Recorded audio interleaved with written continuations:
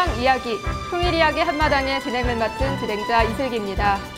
최근 한반도 통일에 대한 국가적 관심과 국민의 열망이 그 어느 때보다 뜨겁게 우리 사회를 달구고 있습니다. 박근혜 대통령께서 한민족 공동체 모두 행복한 통일시대 실현 구상을 밝혔고 우리 정부도 행복한 통일시대를 앞당기기 위한 다양한 정책들을 만들고 있습니다. 그래서 오늘부터 북한 민주화 청년 학생 포럼과 한국자유총연맹 리얼코리아는 우리 사회에 살고 있는 북한 이탈주민 출신의 청소년들과 대한민국의 청소년들이 함께하는 2014 남북청소년 평화통일 의식증진 프로젝트 우리의 희망 이야기, 통일 이야기 한마당을 시작하게 됐습니다. 이번 프로젝트는 총 20회로 진행이 되며 한 팀이 3가지 주제에 대하여 북한에서 태어나 살다가 우리 대한민국으로 입국한 탈북 대학생 3명과 대한민국에 나서 자란 3명의 대학생들이 서로의 흉금없는 이야기를 나눕니다. 북한에 대하여, 대한민국에 대하여, 통일에 대하여 우리 국민들 앞에서 자유롭게 이야기를 함으로써 미래 한반도 통일에 대한 국민적 공감대 형성과 의식 증진에 이바지하게 될 통일을 위한 새 희망 프로젝트가 될 것이라는 기대를 가지고 있습니다. 자, 그렇다면 오늘부터 3차례에 걸쳐 2014 남북 청소년 평화통일 의식 증진 프로젝트 우리의 희망 이야기, 통일 이야기 한마당에 참여할 6명의 대학생들을 소개하겠습니다. 각자 자유롭게 자기소개해 주시길 바랍니다. 네, 안녕하십니까. 저는 정광성입니다. 저는 지금 서강대학교에서 정치외교학을 전공하고 있고 남한에 온 지는 2006년도에 왔습니다. 2006년에 와서 지금까지 살고 있는데요.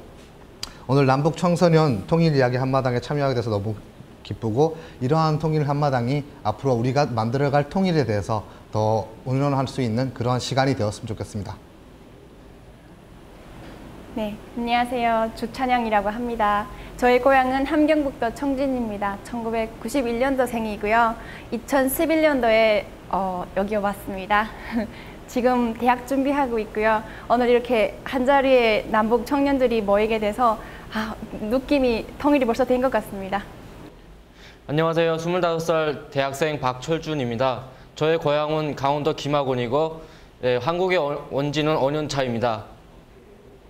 안녕하세요. 저는 대학원에서 북한학을 전공하고 있는 25살 박지혜입니다. 반갑습니다. 네, 안녕하세요. 저는 명지대학교 정치외교학과에서 있는 25살 김다영이고 이런 기회를 통해서 20대들이 통일에 대한 의식을 조금 더 갖게 됐으면 좋겠습니다. 안녕하세요. 저는 25살 명지대에서 정치외교학을 전공하고 있는 장석준입니다. 남북한 대학생들이 모인 자리가 통일에 대한 작은 발걸음이라고 생각을 하며 통일에 대한 재미있는 이야기장이 펼쳐졌으면 좋겠다는 생각을 합니다. 네, 각자 자신의 소개를 해주셨는데요. 서로 고향도 다르고 살아온 과정도 다 다른 6분의 남북한 대학생들이 우리 국민들에게 돌려줄 아름다운 감동의 이야기 한마당을 펼쳐보도록 하겠습니다. 그렇다면 지금부터 통일 과정에서 나타나게 될 가장 중요한 사회적 문제로 떠오르게 될 사람과 사람과의 통일에 대해서 이야기를 나누도록 하겠습니다. 오늘의 남북 청소년 이야기 한마당의 제1탄은 내가 살던 고향입니다.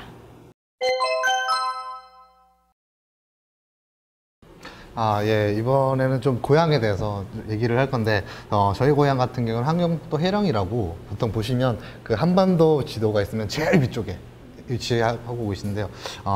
가장 어떻게 보면 추운 지방이라고 보시면 됩니다. 제가 오기 전에 한 번은 눈이 70cm 정도 와가지고 바깥을 못 나갔던 적이 그렇게 그 정도로 춥고 영하 40도까지 오르내릴 정도로 추웠던 지방인데 근데 또 그렇게 안 좋은 것만 있는 것도 아니고요. 또 한 5, 6월 되면 그 보통 백살구꽃이라고 하시죠. 백살구라고 하시죠. 백살구꽃이 정말 예쁘게 펴요. 정말 예쁘게 피고 또 진달래꽃도 정말 예쁘게 펴요. 진달래꽃도 예쁘게 피고 큰 도시는 아닌데 사람들이 너무 좋은 것 같아요. 인심이 함경북도 인심이라고 하면 좀 알아주는 만큼 정말로 인심이 좋고 사람들이 모두 다 편하게 정말 잘 대해주세요. 다른 지방에서 오신 분들 잘 대해주시고 그런 좋은 큰 도시인데 지금 제일 큰 거는 가족들이나 제가 어릴 때 또 뛰어놀던 곳 또 그리고 친구들이 아직 북한에 거기서 남아서 살고 있다는 그런 살고 있는데요.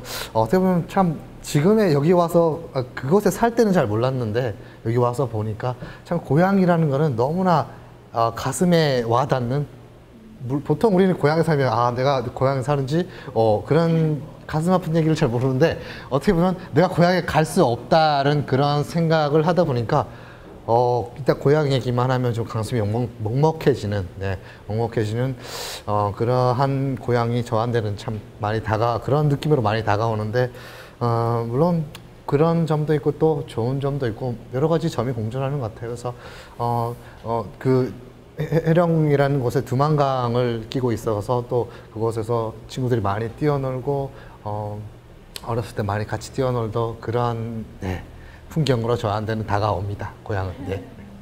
뭔가 고향 생각을 하면 먹먹하다는 말이 조금은 저도 조금 와닿는 것 같은데요. 네, 그러면 주찬양 학생의 이야기도 한번 들어보겠습니다. 오빠가 고향에 대한 이런 얘기를 너무 기초적으로 잘 해주셔가지고 전 조금 생략할게요. 그리고 저도 저의 고향은 아까 함경북도 청진이라고 했잖아요.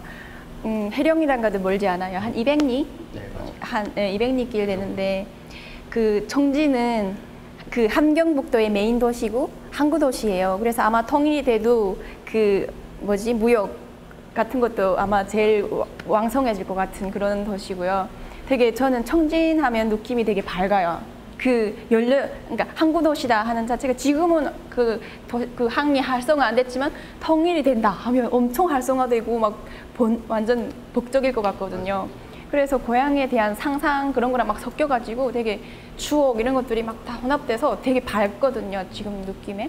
그리고 성장 과정에 순탄치 않은 적도 있었고 되게 어려운 추억도 많고 또 그거 혹시 고난의 행군이라고 들어보셨어요? 저는 그것도 겪었거든요. 91년도에 태어나서 한 95년도부터 그거를 겪었는데 그 대식량난이 북한에 있으면서 식량난이 있어서 진짜 수많은 사람들이 막 굶어 죽고 했던 그런 것도 겪었고 2000년대 넘어서서 지금의 사람들의 현실도 저는 봤잖아요. 근데 저는 고향 사람들 하면 정말 강한 사람들 그리고 되게 대단한 사람들 이런 친구들도 정말 대단한 이미지가 있거든요. 왜냐면요 우리가 여기서 사람들이 흔히 생각하는 게 굶어 죽고 우리가 먹여 살려야 될 대상 이렇게 생각하시잖아요. 저는 왜 대단하다고 하냐면요 북한이 배급제라고 생각하시죠. 배급제 사회주의 시스템이라고 생각하시죠. 그러니까 그렇지만 그게 제대로 안 이루어졌거든요. 그 식량난 이후로.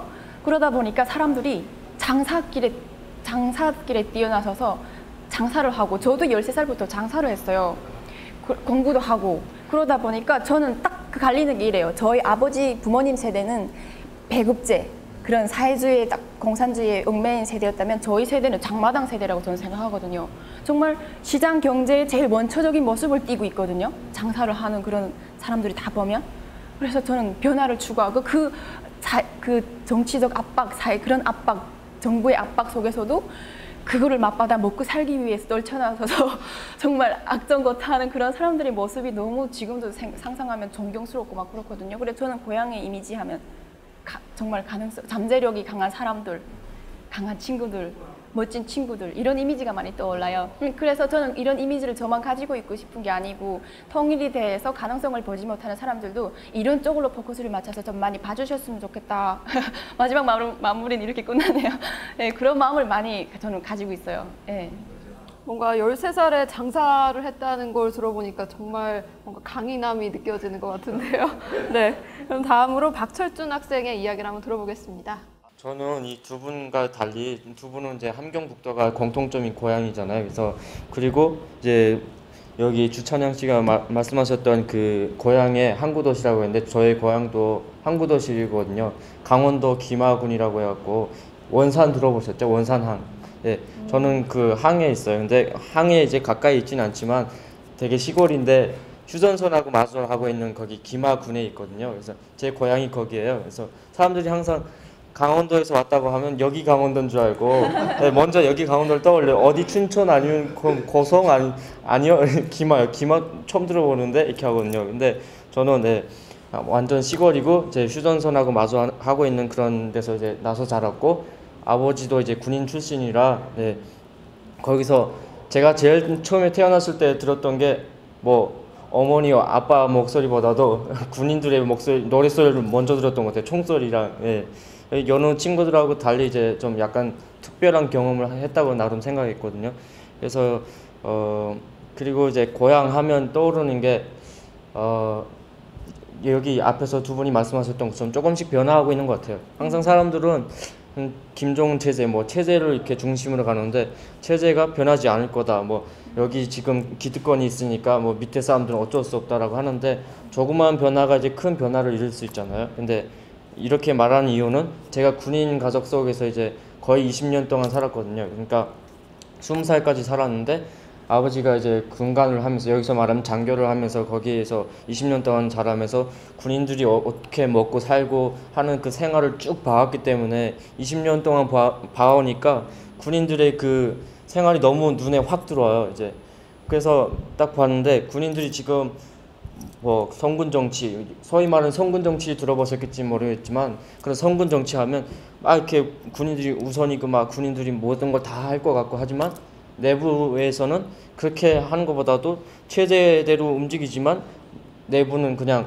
자본주의 형식으로 이제 자본주의보다 더 하다 싶을 정도로 돈으로 다 움직이고 출세한다고. 만약 내가 예를 들어서 출세를 하고 싶은데 그 출신 성분을 따지면 출신 성분에 걸려요. 근데 하지만 내가 경제적으로 부유하면 그 위에 장성급들한테 돈을 찔러주면 제가 더 쉽게 출세를 하고 있고 그게 바로 이제 자본주의 하나의 그 요소라고 생각했거든요. 그런 변화들이 이제 점점 이제 커지면 그 다음에 이제 통일은 이제 곧 이제 천천히 서서히 온다고 생각했거든요. 갑자기는 오진 않는다고 생각해요. 그래서 고향 이미지 하면 먼저 여기 제가 살던 그 고향 군인들이 1군단이라고 하거든요. 그래서 그 군인들의 생각이 바뀌고 있어요. 그래서 저의 고향 이미지는 그냥 군인들이 변하고 있는 그런 현실이다라는 걸 저는 생각하고 있습니다. 조금 더 보태도 될까요? 네. 그러니까 맞아요. 인식이 변화하고 이게 되게 중요하잖아요. 그 속에서. 근데 제일 중요한 역할을 하는 게 뭘 것 같아요? 그게 제일 중요한 역할을 하는 게 미디어거든요. 외부의 미디어를 접하는 데서부터 변하거든요. 그래서 우리도 북한의 소식을 미디어를 통해서 접하고 뭐 서서히 탈북민들을 통해서 접하지만 북한 내부에서도 그 정부에 막 그렇게 사람들이 복종하며 순종하며 사는 게 절대 아니거든요. 그 외부 이런 영화들을 보지 못하게 통제돼 있지만 주파수 같은 것도 잡지 못하잖아요. 정부에서 아무리 잡아도 그래도 강한 주파수들이 있거든요. 이런 거를 통해서 사람들이 소형 라디오, 또 북한엔 전기가 별로 이렇게 계속 왔다 갔다 정전이 돼요. 그래서 건전지식 라디오를 통해서 외부 소식을 접하고 그러면서 사람들이 인식이 변화하고 하는 거예요. 저는 이런 요소들이 정말 중요하다고 생각하거든요. 이런 이게 다 가능성이라고 생각하고 그래서 우리가 낑낑거리면서 우리가 다 북한을 변화시켜야 될 것 같고 그게 아니라고 저는 생각해요. 북한 내부에서도 주민들이 변하는 거를 보고 있고 우리가 또 동기부여를 계속 해줄수록 그 사람들이 더 많이 이렇게 잘할 것 같고 이렇게 그런 것들이 더 활성화될 것 같고 그래서 나중에 약간 표현을 하자면 그 우리가 막 속에서 열이 나가지고 외투를 벗는 것처럼 외투를 김정은이나 아니면 정권이라고 형상하면 그 우리가 주민들인데 포커스 맞춰서 주민들이 더 많이 변화하게 하고 민주주의를 이렇게 추구하게 하고 할 때 그 열기들이 외투를 결국에는 벗게 한다고 저는 말하고 싶어요. 그래서 되게 중요한 역할을 하는 게 군인들이 변하는 것도 중요하지만 미디어를 통해서 접하는 그런 정보들도 되게 중요한 것 같아요. 네, 뭔가 변화한다는 말을 들으니까 약간씩 통일이 조금씩 다가오고 있지 않나 하는 좀 생각이 들고 있네요. 좀 그럼 다음으로 이번에는 이제 우리 대한민국에서 나서 자란 대학생들이 바라보는 대한민국의 대하여 그리고 특별히 방금 전 북한에서 나서 자란 탈북 대학생들의 이야기를 들으면서 새롭게 느끼게 된 대한민국에 대해서 들어보는 시간을 가져보도록 하겠습니다. 그럼 먼저 박지혜 학생부터 얘기해 주세요. 고향을 생각하면 가슴이 먹먹해진다고 하고 다른 학생들도 고향에 대한 향수나 이미지가 구체적으로 있는 것 같은데요. 저는 솔직히 고향이라고 하면 고향을 어떻게 정의해야 할지도 잘 모르겠어요. 저는 경기도 안양시에서 태어나서 자라기는 줄곧 경기도 안산시에서 자랐는데 내가 태어난 곳을 고향이라고 해야 되는지 자란 곳을 고향이라고 해야 되는지 그리고 고등학교 졸업 이후에 다시 지금은 안양으로 돌아가서 살고 있는데요. 뭐 딱히 다시 왔다 그래서 안양으로 내 고향으로 다시 돌아왔다 이런 느낌도 없고 내 고향 하면 구체적으로 떠오르는 이미지나 향수, 애착 이런 거는 솔직히 없는 것 같아요. 근데 비단 이건 저뿐만 아니라 주위 친구들도 보면 최근에는 인구 이동도 많아서 그런지 고향에 대한 딱히 그런 이미지? 우리가 생각하는 이미지가 조금 다르다는 것을 그래서 차이를 느꼈습니다. 박지혜 학생 이야기를 들어보니까 저도 조금은 공감이 가는 것 같습니다. 그럼 다음으로 김다영 학생이 한번 이야기해 주실까요? 제가 하고 싶던 말씀을 앞에서 다 해주셔가지고 딱히 할 말은 없는데 저도 정말 공감하는 게 앞에서 다 말씀하시듯이 북한이 고향이신 분들은 이제 거기가 애착이 가고 함부로 갈 수 없는 곳이니까 그런 마음 향수병도 생기고 그러지만 저는 원래 태어난 곳은 원래 지금 오랫동안 살던 것은 수원인데 지금은 제가 서울에 혼자 살고 있어요. 근데 그럼에도 불구하고 1시간 정도밖에 안 걸리니까 제가 언제나 갈 수 있고 그냥 가고 싶으면 가족들도 보러 갈 수 있고 왜냐면 가족들은 거기 지금 따로 살고 저는 여기 혼자 따로 살고 있기 때문에 그렇게 고향 하면은 막 애착이 가고 너무 그립고 이런 곳이라는 생각을 정말 한 번도 해본 적이 없는 것 같아서 그냥 고향하면 초중고등학교 친구들하고 3, 4, 5에 모여가지고 맛있는 거 먹으러 다니고 그냥 이랬던 곳인 것 같아요. 그래서 이런 얘기를 들으면서 고향이라는 의미를 다시 새겨보게 되고 고향이 이제 그리워할 수도 있는 곳이라는 것을 느끼게 된 것 같아요. 이번 기회를 통해서. 고향이라는 게 내가 언제든지 갈 수 있다면 뭐 그런 솔직히 고향인가라는 생각이 못 들어요. 근데 어떻게 보면 북한에서 오신 분들 같은 경우에는 함부로 갈 수 없는 지금 갈 수 없는 뭔가 억압된 그런 곳이다 보니까 더 그리워하고 더 생각나고 근데 솔직히 내가 미국이 고향인데 지금 한국에 살고 있어요. 언제든 갈 수 있으면 별로 그립진 않은데 가지 못하는 곳이니까 더 그리움이 더 간절하다고 저는 생각해요. 예. 갈 수 있는 고향과 갈 수 없는 고향을 생각해보면 그 향수가 남다를 것 같네요. 네. 그럼 다음으로 장석준 학생이 한번 얘기해 줄까요?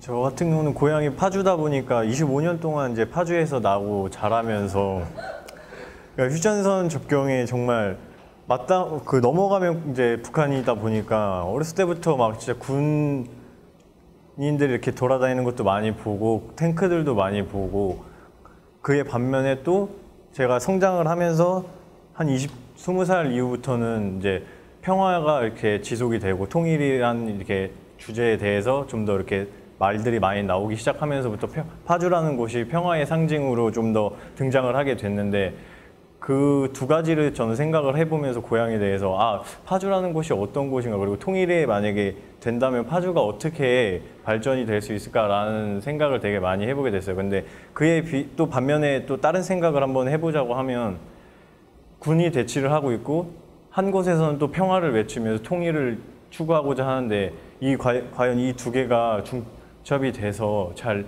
평화롭게 이룰 수 있을까?